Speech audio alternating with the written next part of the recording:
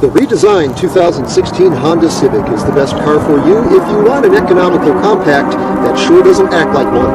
Hardly looks like one either thanks to the sleek new styling, and it's climbed back into contention for the best all-around driving car in the segment.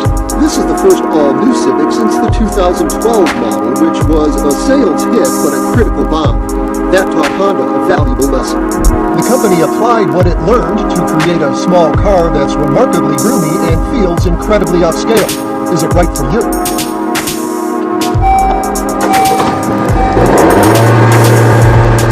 I'm Chuck Giametta. Join me for a car preview video review of the 2016 Honda Civic.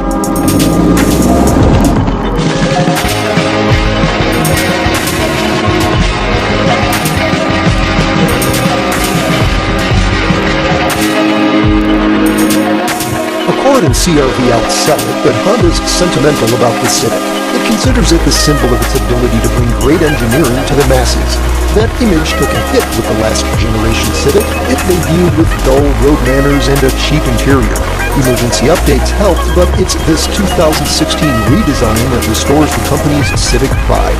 Longer, lower, wider, it looks like it costs a lot more than a car with an average price of $23,000. This front end would be at home on an Acura from Honda's premium division. Every model gets LED daytime running lights and turn signals. The top-line Touring has LED headlamps, too. These swollen haunches give it some muscle, this fastback roofline some sophistication, and these C-shaped tail lamps look distinctive if a little out of scale. The structure is more rigid, and the suspension uses components typically found on larger, more expensive cars. The wheelbase, the distance between the front and rear axles, grows more than an inch, expanding legroom, and trunk space is now among best in class. Both engines are new. LX and EX models have a 2-liter 4-cylinder with 15 more horsepower than last year's base engine. You can get it with a manual transmission in LX, otherwise it links to a continuously variable automatic transmission known as a CVT.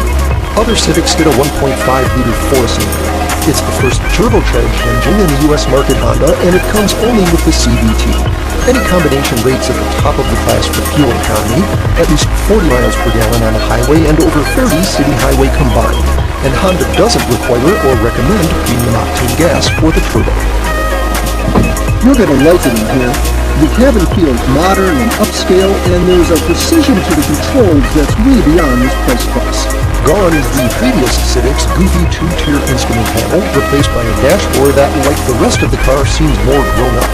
The LX has a 5-inch dashboard screen. The others get this 7-inch display that's more portable to Android Auto and Apple CarPlay with Siri voice recognition. These systems will display your smartphone's navigation app, but to access GPS mapping where there is no cell signal, you'll need the integrated navigation that's standard only on the Touring and optional only on the EXL. With or without nav, the 7-inch display employs Honda's touch-sensitive audio system.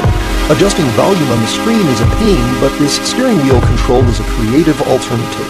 There's plenty of interior storage space, and the EXL model, like this top-line Touring, comes with leather upholstery. All but the 2 least expensive models have heated front seats. Every Civic gets upscale touches like automatic climate control and an electronic parking brake. All but the LX feature the convenience of keyless entry with push-button ignition. This roomy back seat is a selling point.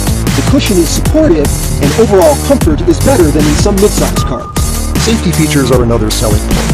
This is one of the few compact cars that doesn't reserve driver assistance for the most expensive models. The Honda Sensing Safety System is standard on the Touring and a very reasonable $1,000 option on all but the manual transmission LX. It includes collision-avoiding automatic braking, cruise control that maintains a set distance from traffic ahead, and automatic steering to keep you in your lane.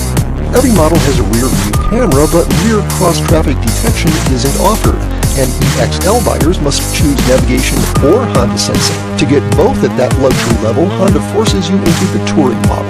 That's among our short list of gripes, and it's overshadowed by just how well this new Civic drives. It goes down the road with the poise of a bigger car. It's quiet, it's composed in corners, and the steering is meaty and linear. Like most base engines in this class, Civics will get you around town and onto the expressway with little drama, but without much excitement. The turbo in the more expensive models is livelier and worth the extra money. 90% of Civic buyers choose the CVT, and it's the best in the business, with hardly any of the lag or surging typical of these kinds of transmissions. While this new Civic is a paragon of refinement, it doesn't quite match the moods of the sporty leaders in this class, the Mazda 3 and Volkswagen Golf.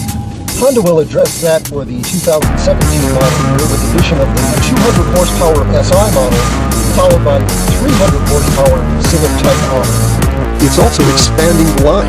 The coupe joined the sedan in late 2016, and a hatchback is on the way too. Only sedan prices were announced in time for this review, and they're very inviting. The sweet spot is in the XT, with the Honda Sensing safety system at around $25,500, though the fully equipped Touring is a tempting value at around $27,300. This new Civic shapes up as one of those rare cars that's popular with the public and the public. If you're in the market for a new compact or even a mid-size sedan, don't buy without checking this one out too. And for more on this and other cars, trucks, and SUVs, go to carpreview.com and please subscribe.